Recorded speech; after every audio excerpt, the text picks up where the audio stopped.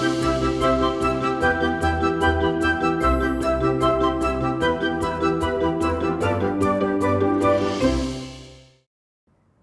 Evening, मैं हूं प्रियंका संभव। हर शाम को 4 बजे लाइव में आती हूं पर्सनल फाइनेंस से जुड़े एक एक्सपर्ट के साथ और फाइनेंशियल प्लानिंग से लेकर के टैक्स प्लानिंग, इस पर हम फोकस करते हैं। और आज है सोमवार का दिन। सोमवार होने के साथ साथ आज है 31 जुलाई, यानी इनकम टैक्स रिटर्न फाइल करने का आखिरी दिन है। रात के 12 बजे तक आप इनकम टैक्स रिटर्न भर सकते हैं। लेकिन अगर ये डेट आपसे मिस हो जाए तब आप क्या करेंगे? साथ ही में फाइलिंग के बीच में हमने देखा कई लोगों को इनकम टैक्स डिपार्टमेंट की ओर से नोटिस भी आ रहे हैं। तो आयकर विभाग आपको कब नोटिस भेजता है? आपने रिटर्न भर दिया है तब भी आपको किस तरह के नोटिस के लिए तैयार रहना चाहिए? अगर आपने रिटर्न में कोई भी इनकम नहीं छुपाई है, किसी भी बात को नजरअंदाज नहीं किया है, तब तो नोटिस को लेकर आपको बेफिक्र रहना चाहिए। लेकिन अगर तब भी नोटिस आता है तो उसका सामना कैसे करें, उसका जवाब आपको कैसे देना, आज इन सब पर हम बात करने वाले हैं। मेरे साथ जुड़ रहे हैं चार्टर्ड अकाउंटेंट विनोद रावल जी, और मेरे पास बहुत सारे सवाल हैं सर। हमने रिटर्न को तो काफी डिस्कस किया, लेकिन अब रिटर्न के बाद अगला स्टेप क्या क्या होगा, इस पर आज मैं आपसे बात करने वाली हूं।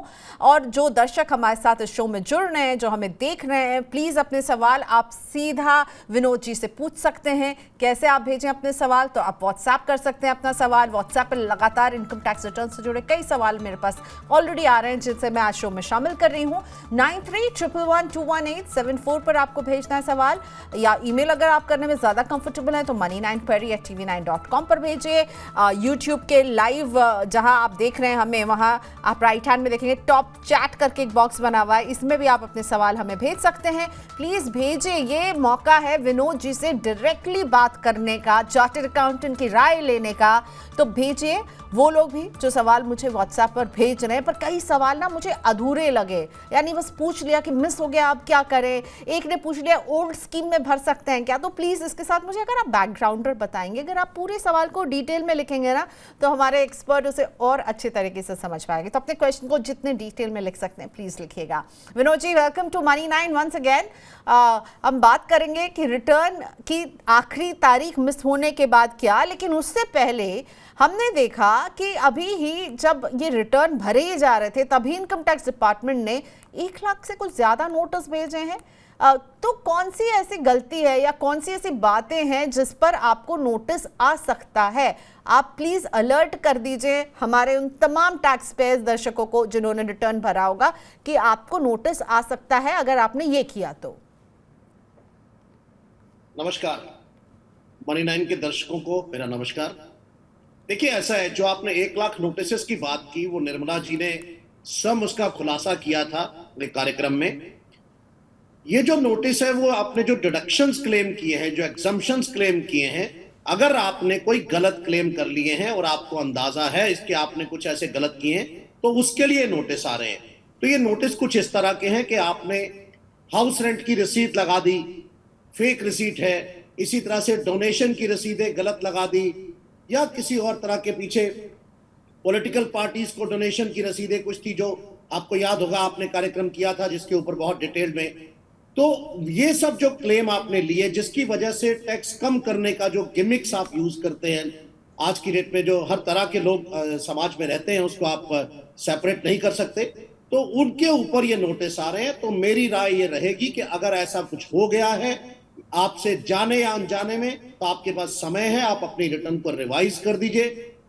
सरकार आप सब कुछ आपके बारे में जानती है, आपके 360 डिग्री उनके पास इंफॉर्मेशन है।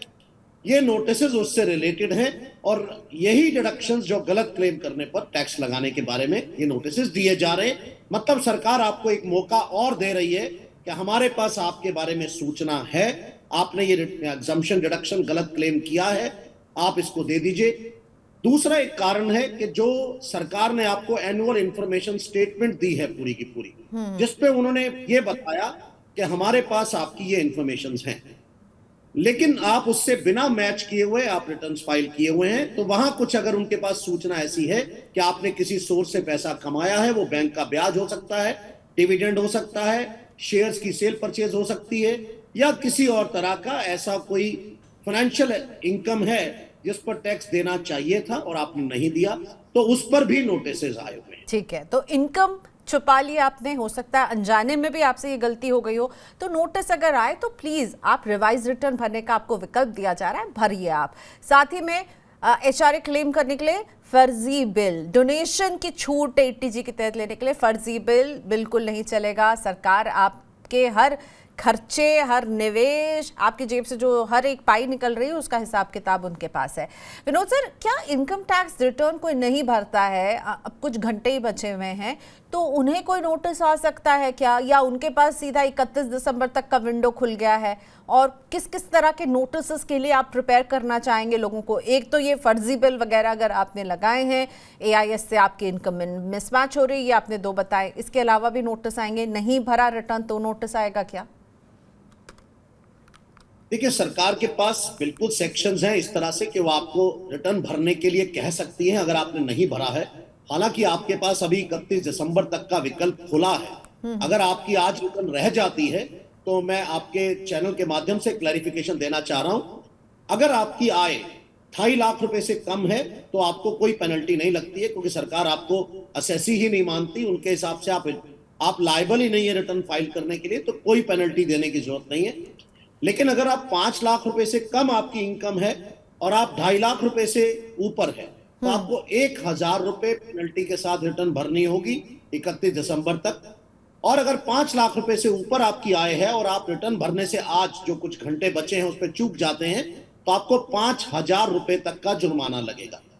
तो इस जुर्माने के लिए तैयार रहिए। सरकार इस बीच में, अगर सरकार को ऐसा लगता है कि उनको आपकी आयकर की रिटर्न जल्दी चाहिए किसी वजह से, तो सरकार आपको बिल्कुल 142(1) के अंदर नोटिस दे सकती है, सेक्शन 142(1) के अंदर, और आपसे रिटर्न भरने के लिए कह सकती है कि आप अपनी रिटर्न भरिए, और उसके अंदर एक समय सीमा निश्चित कर सकती है। तो आपको उस पर अपनी रिटर्न भरनी होती है और उससे आप बच नहीं सकते हैं। आपने दूसरी बात कही नोटिस की। जी, मैं एक नोटिस की ही बात करने वाली थी। इनफैक्ट लाइक वो लिखा हुआ ऐसे आता है 143(1), बेसिकली ये लेटर ऑफ इंटीमेशन होता है। लेकिन किसी को भी देख के घबराहट होती है। इतने सालों से मैं भी रिटर्न भर रही हूँ, लेकिन वो जैसे आता है ना मेल और उसमें लिखा होता है कि नोटिस अंडर सेक्शन 143(1), तो एक बार उसको खोलते हुए दिल में झिझक सी होती है। ज़रा ये बताइए कि सेक्शन 143(1) का नोटिस आ रहा है, यानी ये अच्छी खबर है? देखिए, पहली बात तो सेक्शन 143(1) का ये नोटिस नहीं है, कहीं नोटिस वर्ड इस्तेमाल नहीं किया जाता। ये एक्चुअली एक तरह से आपका इंटीमेशन है, एक असेसमेंट है जो preliminary income tax department assess कर लेता है।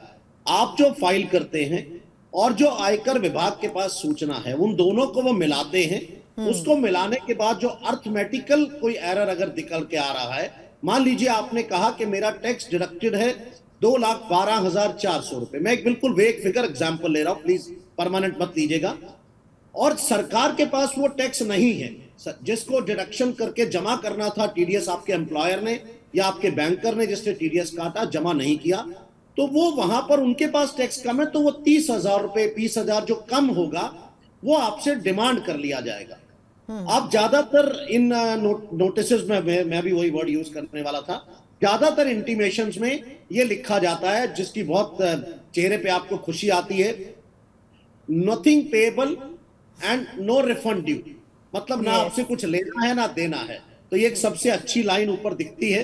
जैसे कोविड की नेगेटिव रिपोर्ट दिखती तो सबसे पहले वो लाइन हम देखा करते थे कि नेगेटिव आ जाए, तो उसी तरह से इसमें अगर आपका कुछ नथिंग पेएबल है, कोई देना नहीं है लेना नहीं है, तो ये आपके लिए खुशखबरी है। आप इसको रख लीजिए संभाल कर, आपको कुछ नहीं करना है। बहुत सारे लोग पूछते हैं कि हमको मेल नहीं आया, 143(1) का SMS आ गया है, तो वो चिंता मत कीजिए, आ जाता है, कभी आपके स्पैम फोल्डर में पड़ा होगा, या आप अपने पोर्टल पर जाकर के उसको डाउनलोड अब आप कर सकते हैं, सरकार वहां पर अपलोड कर देती है। ओके, लेकिन एक जो आता है नोटिस जो चिंता में डाल सकता है वो है सेक्शन 143(3). ये स्क्रूटनी का नोटिस आता है, किनको आ सकता है ये, और इसके जरिए डिपार्टमेंट टैक्स पेयर से कौन कौन से जानकारियां मांगता है? प्रियंका जी, नोटिस 143(2) में आता है। 3 में तो असेसिंग ऑफिसर असेसमेंट करके पैसे डिमांड कर लेता है, डिमांड खड़ी हो जाती है। तो 143(2) के अंदर जो नोटिस आता है, असेसमेंट प्रोसीजर है एक 143 के अंदर, ये उस केस में आता है जब सरकार आपसे और ज्यादा इंफॉर्मेशन चाहती है, मींस प्रिलिमिनरी से आगे जाना चाहती है। 143(1) बिल्कुल प्रिलिमिनरी असेसमेंट है, और 33 में आपसे डिटेल्स मांगे जाते हैं कि अब आप हमें ये डॉक्यूमेंट्स दे दीजिए, आपने ये डिडक्शन क्लेम किया था, अब इसके सपोर्टिंग पेपर फाइल करिए, आपने डोनेशन का डिडक्शन लिया था, इसका डिटेल दे दीजिए। इस तरह से आपसे जितनी भी आपने आय और खर्चों से संबंधित है, वो आपसे पूरी डिटेल मांगने के बाद आयकर विभाग एक पूरा कर निर्धारण करता है, एक असेसमेंट करता है कि ओके, आपने जो पेपर्स दिए हमने आपसे उनका मिलान कर लिया, तो या तो वो सेटिस्फाइड हो जाते हैं या सेटिस्फाइड नहीं होते हैं, तो उस तरह से असेसमेंट किया जाता है। ओके। इसके भी दो पार्ट है, मैं एक सेकंड और लूंगा आपसे। एक लिमिटेड स्क्रूटनी है, एक डिटेल्ड स्क्रूटनी है। 143(3) में जो लिमिटेड स्क्रूटनी है, उसमें पर्टिकुलर एक टॉपिक के ऊपर क्वेश्चन पूछा जाता है, उससे ज्यादा इनकम टैक्स डिपार्टमेंट आगे नहीं जाता है अनटिल अनलेस उनको और डाउट्स ना हो। तो आयकर विभाग उतने तक पूछता है और एक ऑर्डर पास कर देता है। डिटेल्ड स्क्रूटनी में पहले से ही डिसाइड कर लेता है कि आप जो बैंक स्टेटमेंट देंगे, आप जो डॉक्यूमेंट्स फाइल करेंगे, वो उसमें कहीं से भी आपसे क्वेश्चन पूछा जाता है, और उससे कर का निर्धारण, आपका टैक्स ड्यू कितना बनता है, क्या आपने सही से फाइल किया है, कोई इवेजन तो नहीं किया है, वो सब डिटेल्स वहां से ले ली जाती है। तो बेस्ट जजमेंट असेसमेंट क्या होता है, ये भी मांगा जाता है? इसमें क्या जवाब देना होता है टैक्स पेयर को, या क्या करना होता है इसके, ये अगर इस तरह से बेस्ट जजमेंट असेसमेंट आया तो? बेस्ट जजमेंट असेसमेंट सेक्शन 144 में किया जाता है। इसको आप एक तरह से ये कह सकते हैं कि एक्स पार्टी जजमेंट है। एक्स पार्टी जजमेंट मींस आपको पूरा मौका दिया गया कि आप अपना व्यू पॉइंट, अपने पेपर्स, अपने सपोर्टिंग इंफॉर्मेशन सबमिट कीजिए। आयकर विभाग को आप वो पेपर सबमिट नहीं करते हैं, तो आयकर अधिकारी को ये अधिकार होता है, वो इंतजार नहीं करता रहेगा इंडेफिनिटली, लाइफ लॉन्ग आपके लिए। तो उसके लिए भी एक टाइम बारिंग लिमिट होती है। जैसे आज रिटर्न भरने की हमारी 31 जुलाई आखिरी तारीख है, ऐसे ही उसके पास अगले साल 31 दिसंबर तक का समय होता है। जब आप रिटर्न भर लेते हैं, उसको वहां कर निर्धारण करना ही करना है। अब जब आप पेपर फाइल नहीं कर रहे हैं, आप इंफॉर्मेशन नहीं दे रहे हैं, तो दिस इज बेस्ट जजमेंट, ये उसका बेस्ट जजमेंट है। वो अपनी जजमेंट के ऊपर असेसमेंट करता है। वो अपने तरीके से आपके बैंक से स्टेटमेंट मंगवा सकता है, आपके जितने सोर्सेज जहां से आपने इनकम ली है वहां से वो डॉक्यूमेंट्स किसी को भी देने के लिए कह सकता है कि मुझे ये इंफॉर्मेशन इस व्यक्ति के बारे में चाहिए, और वो व्यक्ति उसको भेजता है। फिर वो आपके एब्सेंस में, आपके बिना व्यू पॉइंट को लिए हुए, क्योंकि आपने अपना व्यू दिया ही नहीं है, आप अपने आप को, आप चाह नहीं रहे कि मेरी बात सुनी जाए, आप खुद ही अपने आप को पीछे हटा रहे हैं, तो आयकर विभाग, आयकर अधिकारी उस पर एक कर निर्धारण कर देता है, और this is called best judgement assessment. Okay, चलिए कुछ लाइव सवाल ले लेते हैं, क्योंकि कई सवाल हमारे दर्शक पूछ रहे हैं। ये सवाल जो आया है यूट्यूब पर, एरा करंट अफेयर के नाम से हैंडल है यूट्यूब पर, वो पूछ रहे हैं कि क्या 10-11 सेक्शन जो है उसके तहत सुकन्या समृद्धि अकाउंट और पीपीएफ के एटीसी एग्जेम्पशन, क्या दोनों को क्लेम किया जा सकता है? 3 लाख तक का एग्जेम्पशन क्या वो क्लेम कर सकते हैं? यानी कि इनका निवेश सुकन्या समृद्धि में भी होगा 1.5 लाख और पीपीएफ में भी होगा 1.5 लाख, तो दोनों तो मेरे ख्याल से विनोद जी नहीं कर पाएंगे ना? ये नहीं, दोनों नहीं कर पाएंगे। जो सेक्शन 10 में अगर जो क्लेम मिल जाता है तो एटीसी में नहीं जाएगा, क्योंकि ऑलरेडी एग्जम्प्टेड है वो। एग्जम्प्टेड इनकम को आप डिडक्शन में दोबारा कैसे लेकर के जाएंगे? फिर भी इनका कोई स्पेसिफिक क्वेश्चन है तो अलग से बाद में देखा जा सकता है किस सेंस में बात कर रहे हैं। हो सकता है हम पूरी बात नहीं समझ पा रहे हैं। नहीं, एटीसी एग्जेम्पशन उन्होंने लिखा है, तो मुझे लगता है कि दोनों एक साथ तो अभी तक ये प्रावधान नहीं है, जहां तक नहीं, अभी तक नहीं, ऐसा कोई प्रावधान इस तरह का नहीं है। ठीक है। अगला सवाल भी लाइव जो है राहुल डेविड जी का है, और राहुल पूछ रहे हैं हमारे जो भी लॉस हो रहा है शेयर मार्केट में, उसकी जानकारी सरकार के पास है या नहीं? बिल्कुल सरकार के पास आपकी पूरी जानकारी है, इसमें कहीं कोई आपको सोचने की जरूरत नहीं है राहुल जी। लेकिन उसके साथ साथ अगर आप उस लॉस को अपने इनकम टैक्स रिटर्न में क्लेम नहीं करेंगे तो आप उसको कैरी फॉरवर्ड नहीं कर सकते हैं, और आपको आगे जब कभी प्रॉफिट होगा शेयर्स पर तो आपको उसके टैक्स का जो फायदा मिल सकता था वो आप नहीं ले पाएंगे। और दूसरी बात मैं एक क्लैरिफिकेशन यहां पे दे दूं, अगर आपको कोई लॉस है किसी किस्म का भी, चाहे वो शेयर से है या कहीं बिजनेस से है या कुछ भी है, वो लॉस क्लेम करने की आज आखिरी तारीख है, क्योंकि अगर आप आज क्लेम नहीं करेंगे तो आप 5,000 पेनल्टी दे करके भी लॉस को क्लेम नहीं कर पाएंगे, वो आपका लॉस डूब जाएगा। तो अगर आपका कोई ऐसा लॉस वाला केस है तो आप प्लीज अपना लॉस क्लेम कर लीजिए। ओके, और आज के टाइम बाद से आपको नहीं मिलेंगे। रिटर्न भरना इसके लिए बेहद ज़रूरी हो जाता है। हम नोटिस की बात करते हैं विनोद सर, एक और नोटिस, अहम नोटिस है, ये किसको आ सकता है? इनकम एस्केपिंग असेसमेंट का नोटिस, यानी कमाई छुपाने पर ये नोटिस जो है भेजा जाता है। तो किनको आ सकता है इस तरह का नोटिस, और गड़बड़ी अगर होती है तो कार्रवाई भी होगी इस पर? देखिए, आप जिस नोटिस की बात कर रहे हैं वो सेक्शन 148 के अंदर आता है, इनकम एस्केपिंग एस्केपमेंट में। आयकर विभाग के पास ऐसे प्रावधान हैं कि आपकी नॉर्मल जो असेसमेंट है, जैसे अभी हम दोबारा से अपनी चेन को स्टार्ट करें, 143(1) आप जैसे ही रिटर्न फाइल करते हैं आपकी रिटर्न प्रोसेस होती है और आपको उसके साथ 143(1) का जो ऑर्डर है वो भेज दिया जाता है। उसके बाद अगर सरकार आपसे कुछ डिटेल्स चाहती है और डिटेल में, तो विद इन 6 मंथ्स 143(3) की असेसमेंट के लिए आपको नोटिस भेज दिया जाता है। मतलब आपका असेसमेंट 1 साल तक हम करेंगे। वो असेसमेंट होने के बाद अगर आप इस सारे से निकल गए हैं और सरकार को आपको आज नए 148 के प्रावधान के अनुसार 3 साल के अंदर सरकार को कोई ऐसा सूचना आपकी 3 साल पुरानी इंफॉर्मेशन की अगर मिलती है, ये 3 साल 50 लाख रुपए तक के इवेजन तक के लिए है। अगर कोई ऐसी सूचना मिलती है कि आपने कोई इवेजन किया है तो सरकार आपको नोटिस दे सकती है।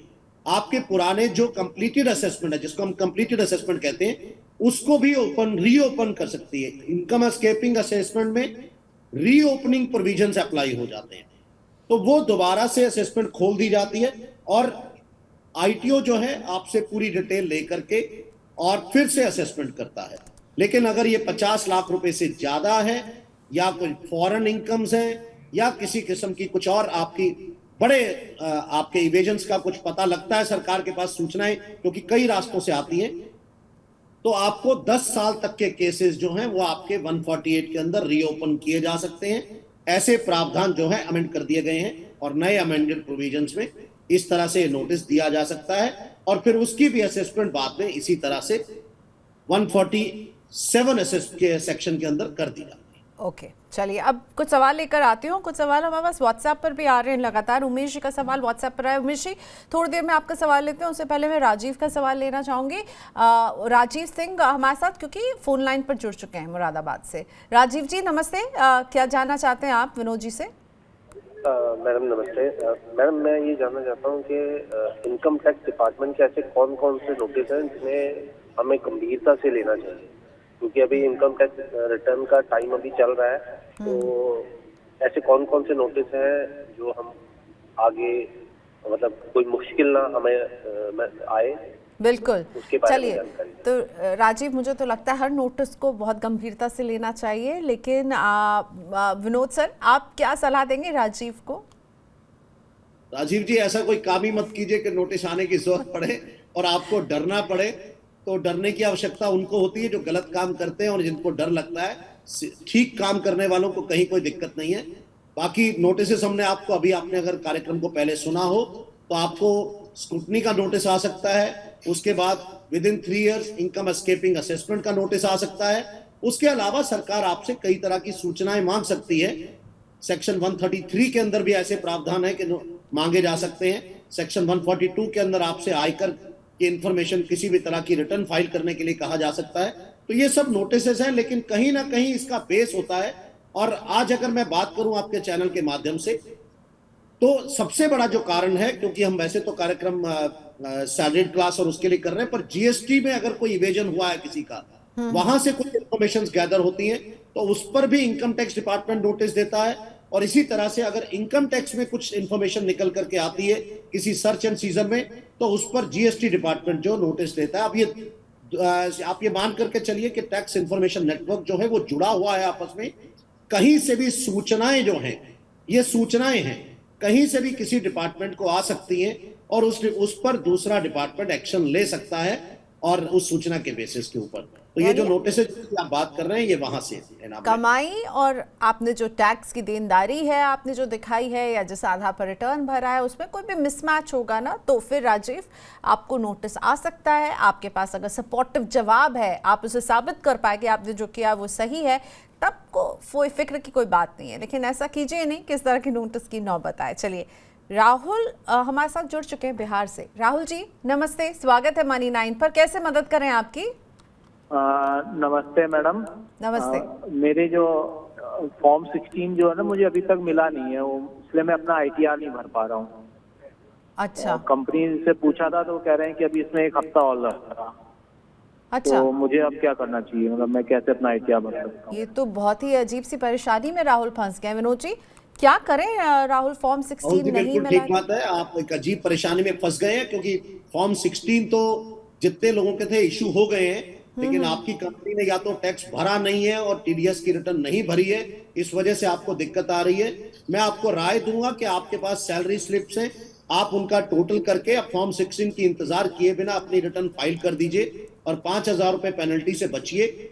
और बाद में अगर आपकी रिटर्न में कुछ चेंज आता है तो आप अपनी रिटर्न को रिवाइज भी कर सकते हैं, लेकिन मेरी राय आपको होगी कि आप रिटर्न फाइल कीजिए। जो TDS आपके एम्प्लॉयर ने काटा है उसको आप क्लेम कीजिए। हालांकि मैं यहाँ पर डिस्क्लेमर दे दूं कि यहाँ उसकी डिमांड खड़ी हो जाएगी आपके नाम पर, लेकिन जैसे आपकी कंपनी कह रही है कि वो 1 हफ्ते में आपको फॉर्म 16 आ जाएगा, तो आप 1 हफ्ते के बाद वो टैक्स का क्रेडिट आ जाएगा तो उससे सेट ऑफ कर लीजिएगा। लेकिन आपको कम से कम पेनल्टी से आप बच जाएंगे, नहीं तो आपको पेनल्टी देनी होगी, 5,000 रुपए लगेगी और बिलेटेड रिटर्न फाइल करनी होगी। हो सकता है आपको कुछ शेयर्स के लॉसेज हो या आपका कोई और जो बाकी बेनिफिट्स होते हैं रिटर्न टाइम से फाइल करने पे, उस पर भी आप छूट जाएंगे। ओके, एक सवाल जो हमारे पास अभी आ रहा है उमेश शर्मा का व्हाट्सएप पर, मैं वो लेना चाहती हूँ क्योंकि मुझे लगता है इसको लेकर बहुत कंफ्यूजन रहा और इसको लेकर नोटिस का मामला भी सामने आया है, जो खुद विनोद सर भी बता रहे थे कि फाइनेंस मिनिस्टर ने भी कहा है कि उनको भेजा गया जिन्होंने फेक रेंट रसीद दिया है HRA क्लेम करने के लिए। तो एक सवाल जो उमेश जी हमारे व्हाट्सएप पर पूछ रहे हैं कि इनफैक्ट हमारे साथ फोन लाइन पर आ चुके हैं उमेश जी। उमेश जी नमस्ते, आपने बस सवाल भेजा और हमने कनेक्ट किया आपसे। बताइए क्या क्या है, आप पेरेंट्स को रेंट रिसीव देने पर पूछ रहे हैं सवाल, बताइए। नमस्कार मैम। मेरे 2 क्वेश्चन है। एक तो जो ये IRA करंट अफेयर ने जो क्वेश्चन किया है, हाँ, उसमें उन्होंने जो GPF ना अपने उसके लिए PPF और सुकन्या समृद्धि के लिए लिखा था, ये तो 10 के अंदर है और मेरा क्वेश्चन भी 10 के अंदर ही है। मेरा क्वेश्चन ये है कि जो पेरेंट्स को हम रेंट दे सकते हैं और उसको हम ITR में क्लेम कर सकते हैं। आप एक्चुअली में रेंट देते हैं अपने माता पिता जी को, राइट? उनके नहीं अकाउंट मैम, में ये हम YouTube वीडियोस आते हैं उसमें हमने ये बड़ा सुना हुआ है कि आप अपने माँ बाप को रेंट दे सकते हैं, हाँ, और उसको फिर आप इसमें क्लेम कर सकते हैं ITR ठीक में। है। आप उमेश जी बने रहिए, मैं आपकी बात डायरेक्ट विनोद जी से करवाऊंगी। अगर विनोद जी कुछ आपसे एडिशनल पूछना चाहे, विनोद जी उमेश जी को आप क्या जवाब देना चाहेंगे? यूट्यूब के वीडियो में उन्होंने देखा कि पेरेंट्स को आप दे सकते हैं रेंट और क्लेम कर सकते हैं HRA। देखिए ऐसा है उमेश जी, आपको इस वजह से हम आपका रेंट का क्लेम नहीं चेंज करेंगे कि आप पेरेंट्स को ही रेंट दे रहे हैं। आप बिल्कुल दे सकते हैं, इस पे कोई दो राय नहीं है।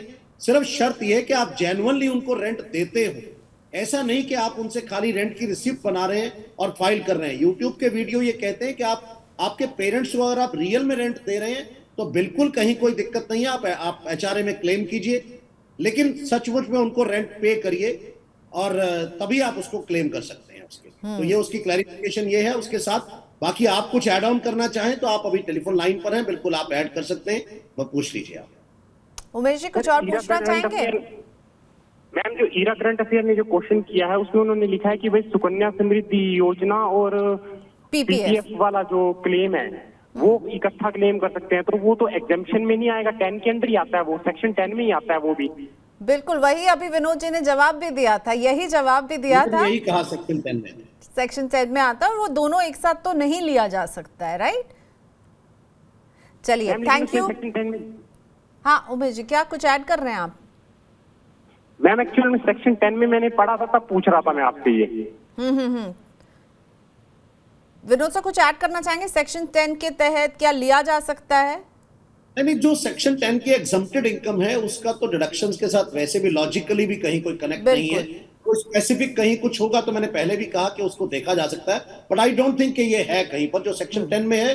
सेक्शन 10 में एग्जम्प्ट हो गया तो एग्जम्प्ट इनकम है ना वो। ओके, सो एक क्लैरिटी जो रेंट पर दी है विनोद सर ने, मैं उसे फिर से एक बार रिट्रीट इसलिए करना चाहती हूँ, बहुत लोगों को ये कन्फ्यूजन हो जाता है, और क्योंकि यहाँ उमेश जी ने क्या कहा, मैंने यूट्यूब पर ये वीडियो देखा है, तो प्लीज़ बी वेरी क्लियर। अगर आप वाकई में रेंट दे रहे हैं, आपके पेरेंट्स के अकाउंट में वो पैसे जा रहे हैं, तो आप बिल्कुल क्लेम कर सकते हैं, आप बिल्कुल वो उसको एचआरए क्लेम कर सकते हैं। लेकिन अगर आप कुछ रेंट नहीं दे रहे हैं, आप उनके घर में रह रहे हैं, लेकिन आप उनके नाम पर एक फर्जी बिल बना लेंगे, उसमें रेवेन्यू स्टैंप लगा लेंगे, तो ये आप नहीं कर सकते, पकड़े जा सकते हैं, नोटिस आएगा आपको, जो कि इस साल हमने देखा कई लोगों को आया भी है। So just be very very careful इस बात को लेकर के। हाँ, रजनी चावला का सवाल लेते हैं। रजनी हमें बता रही हैं कि वो एक निजी कंपनी में काम करती हैं, सालाना आय इनकी 10 लाख रुपए है, आईटीआर इन्होंने नहीं भरा है, देरी से आईटीआर भरने पर मुझे कितना जुर्माना देना पड़ेगा? आज रात को 12 बजे तक भी समय है रजनी, अगर आप शो देख रही हैं, पर जुर्माने की बात करते हैं। विनोद सर जरा सा क्लैरिफाई कर दीजिए एक बार फिर से, आप शुरुआत में भी बता चुके हैं। रजनी जी भर दीजिए रिटर्न, अभी तो बहुत समय बचा हुआ है और बहुत आसान कर दिया इस पर इनकम टैक्स रिटर्न। आप अपना एआई से डाटा निकालिए और आप अभी भी फाइल कर सकती हैं। चलिए, फिर भी आपका क्वेश्चन है कि आप नहीं भर पाए तो क्या होगा? 5,000 रुपए जुर्माना आपको देना होगा, इसके साथ साथ वो आपको पे करना होगा, और जितना टैक्स आपका पेबल रह जाएगा उस पर आपको इंटरेस्ट भी पे करना होगा। तो ये दोनों चीजें आपको करनी होंगी, तब उसके बाद आप जो है अपनी रिटर्न फाइल कर पाएंगे। और अगर आपको रिफंड लेना होगा तो आपका रिफंड डिले हो जाएगा। उसके बाद अगर आपको रिटर्न रिवाइज करनी पड़ गई किसी वजह से, तो आप बिलेटेड रिटर्न को रिवाइज नहीं कर सकते, क्योंकि आपने ओरिजिनल फाइल नहीं कर रही, तो फाइल नहीं कर पाएंगे। और अगर कहीं गलती से आपके कोई लॉसेस, शेयर्स के या कुछ कैरी फॉरवर्ड लॉसेस जो आपको मिल सकते थे क्लेम जिसका, वो कुछ भी हो सकती है वो अमाउंट, तो वो आप कैरी फॉरवर्ड नहीं कर पाएंगे। और नेक्स्ट ईयर जब आपको कैपिटल गेन होगा उन्हीं शेयर्स पर, तो आपका वो सेट ऑफ नहीं होगा और आपको टैक्स देना होगा। तो ये आपके नुकसान है रिटर्न ना भरने से। मेरी राय अभी भी यही रहेगी कि अपनी रिटर्न रात को 12 बजे तक फाइल कर दीजिए।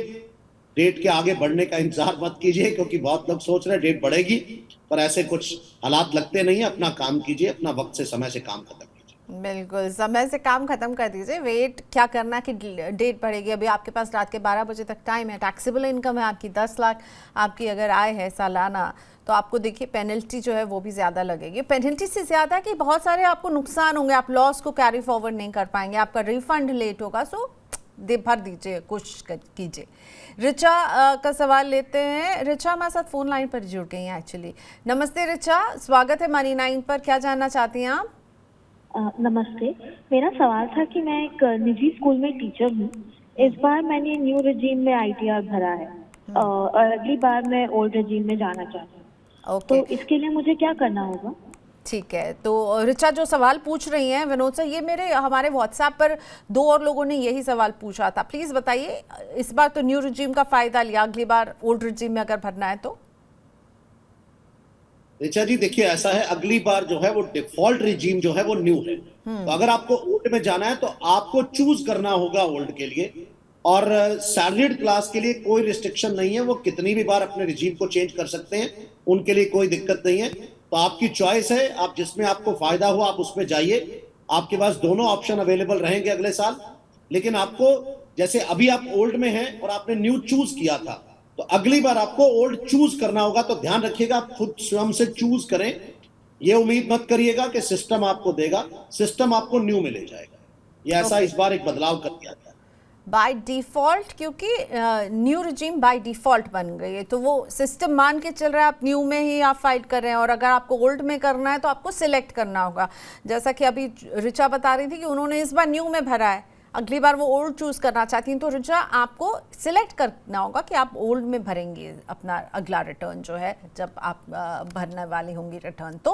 और अगर आपको अपने आपके ऑफिस में ये सबमिट करना होता है तो वो भी पहले ही सबमिट करना होगा कि आप न्यू रजीम या ओल्ड रजीम।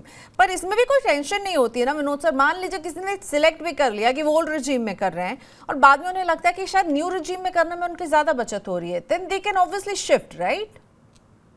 यस, बिल्कुल आप ठीक कह रही हैं प्रियंका जी। मैंने आपसे पहले भी कहा कि आप बहुत सारी चीजें सीख गई हैं। तो इसमें आपके पास चॉइस है रिटर्न भरते वक्त। आप अपने फायदे के हिसाब से, सरकार ने आपको ये छूट दी हुई है कि कि आप अपने हिसाब से चूज कर सकते हैं, जिसमें आपको फायदा हो आप उसको सेलेक्ट कर लीजिए। चलिए, संगति का असर है कि मैं चार्टर्ड अकाउंटेंट से इतनी बात करती हूँ कि थोड़ा बहुत मैं भी सीख गई हूँ। सतीश जी से अब हम बात करते हैं, नोएडा से जुड़ रहे हैं, क्योंकि आज आखिरी दिन है इसलिए क्वेश्चंस जो है वो रुक नहीं रहे विनोद सर। तो मैं शायद हमारा जो कमिटमेंट था उससे 5 मिनट एक्स्ट्रा टाइम लेती हूँ। सतीश कौशिक को जोड़ते हैं फोन लाइन पर। सतीश जी नमस्ते, बताइए क्या जानना चाहते हैं आप? इनसे हमारी बात नहीं हो पा रही है। विनोद सर, मैं इनका सवाल आपके सामने रखती हूँ। सतीश जी हमसे ये जानना चाह रहे थे कि 10 जुलाई को ये इनकम टैक्स रिटर्न फाइल कर चुके हैं, वेरीफाई भी इन्होंने कर दिया था।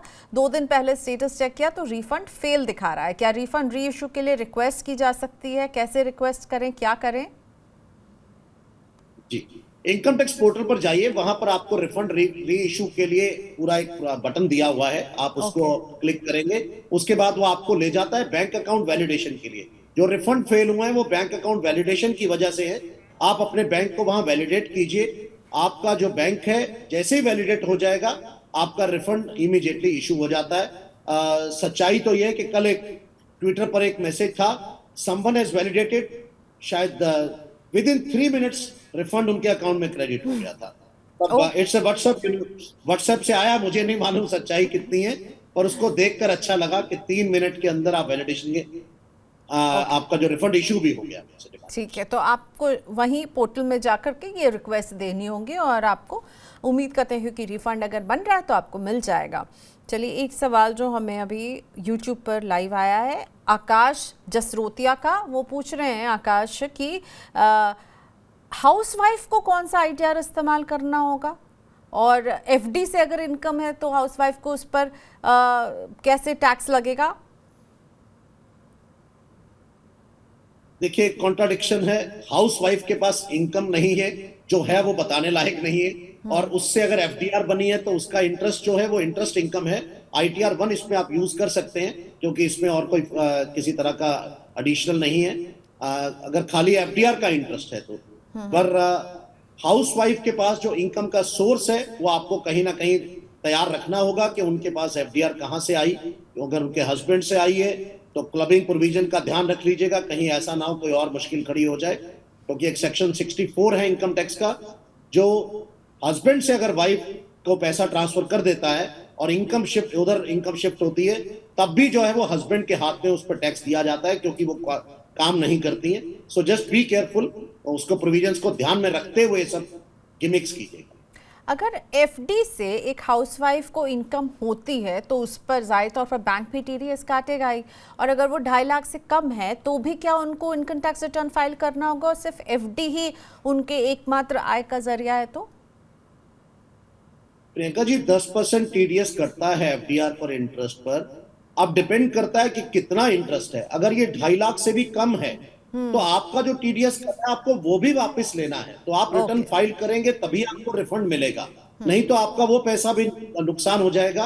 और दूसरा, आयकर प्रावधानों के हिसाब से एक पर्टिकुलर अमाउंट से ऊपर अगर आपका टीडीएस कटा है 10,000 रुपए से ज्यादा, तो आपको आयकर की रिटर्न भरनी जरूरी है, भले ही आपकी इनकम 2.5 लाख रुपए से कम हो। तो आपको बहुत सारी चीजें याद हो ऐड कर दी गई थी पीछे, तो 3-4 प्रोविजंस हैं। बिजली का बिल कितना है, फॉरेन ट्रेवल आपने किया है, प्रॉपर्टी खरीदी है, तो ये सब चीजों को ध्यान में रखते हुए आपको आईटीआर भरना होता है। तो हाउसवाइफ के पास अगर एफडीआर से इंटरेस्ट आ रहा है, टीडीएस भले ही कटा है, रिटर्न फाइल कीजिए, अपना रिफंड ले लीजिए। और आईटीआर 1 होगा इनके लिए, राइट? आईटीआर 1 होगा इनके। लेकिन अगर हस्बैंड ने वो पैसे दिए और वाइफ ने उसको निवेश किया है तो उससे होने वाली जो इनकम है वो हस्बैंड की मानी जाएगी। विनोद सर, ठीक कहा ना मैंने?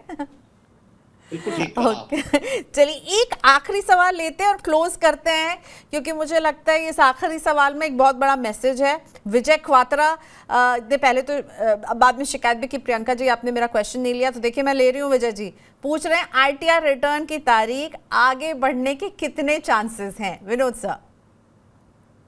विजय कवात्रा जी को नॉर्थ ब्लॉक का एड्रेस दे दीजिए, वही बता सकते हैं, निर्मला आंटी बता सकती है, मेरे पास इस सवाल का जवाब नहीं है। और एग्जैक्टली विजय जी, हालांकि मैं रिक्वेस्ट करूंगा फाइनेंस मिनिस्टर से आपके चैनल के माध्यम से, देखिए बहुत सारी दिक्कतें हुई है, कई स्टेट्स में फ्लडिंग हुई है, पंजाब में, दिल्ली में भी कहीं ना कहीं असर था उसका, कुछ शहरों में उसकी वजह से इंटरनेट भी बाधित है, मणिपुर में कुछ दिक्कत चल रही है, कुछ और स्टेट्स में है। कुछ जगहों पर दिक्कतें हैं। मुझे लगता है कि हमारी वित्त मंत्री जो है उस बात को कंसिडर करेंगी और इसको ध्यान में रखते हुए मुझे लगता है कुछ दिन की बढ़ाई जाएगी, पर मेरी बात पे भरोसा मत कीजिएगा क्योंकि अल्टीमेटली ऑफिशियली जब तक अनाउंस नहीं हो तब तक बिल्कुल। तो ये शो जब हम क्लोज कर रहे हैं अभी 4:40 पर 31 जुलाई को, तब तक इनकम टैक्स रिटर्न भरने की तारीख बढ़ी नहीं है। आज रात के 12 बजे तक आपको रिटर्न भरना है। चलिए, शुक्रिया विनोद सर, हमारे साथ आपने वक्त निकाला बहुत आज। शुक्रिया। और मेरी तरफ से एक संदेश सब लोगों के लिए जिन्होंने अपना रिटर्न नहीं भरा है, प्लीज देश की तरक्की में अपना साथ दीजिए। और 31 जुलाई आज रात 12 बजे तक समय है आपके पास। प्रियंका जी ने बहुत मेहनत की है पूरा जुलाई का महीना इस टैक्सेशन के लिए, तो अपनी रिटर्न भरिए और जो सरकार का ड्यू टैक्स है वो जमा कीजिए। एब्सोल्युटली, धन्यवाद विनोद सर। इस अच्छे से मैसेज के साथ आपको बाय बाय कहते हैं, आज के शो को वाइंड अप करते हैं, क्योंकि मुझे लगता है कि अब जो है सवाल नहीं, और अब भर दीजिए रिटर्न अगर नहीं भरा है जिन लोगों ने। शुक्रिया हमें देखने के लिए। और अगर पर्सनल फाइनेंस से जुड़ी खबरों को आप पढ़ना चाहते हैं तो money9.com ये है हमारी वेबसाइट। यहाँ चाहिए पर्सनल फाइनेंस की हर खबर, उसका हर अपडेट आपको मिलेगा 7 भाषाओं में। और मनी 9 से जुड़े रहिए। कल का हेलो मनी 9 मैं फिर 4 बजे लेकर आऊंगी। हम बात करने वाले हैं एक बहुत ज़रूरी बीमा की जिसे हम नज़रअंदाज कर जाते हैं। ट्रैवल इंश्योरेंस आपके पास है जब आप छुट्टी मनाने जाते हैं, काम से जाते हैं, बच्चे जब विदेश पढ़ने जाते हैं, तो उनके लिए किस तरह का इंश्योरेंस होना चाहिए आपके पास। आज कल हम इसी पर बात करने वाले हैं शाम को 4 बजे हेलो मनी 9 में। आज के लिए इतना ही, बाय बाय।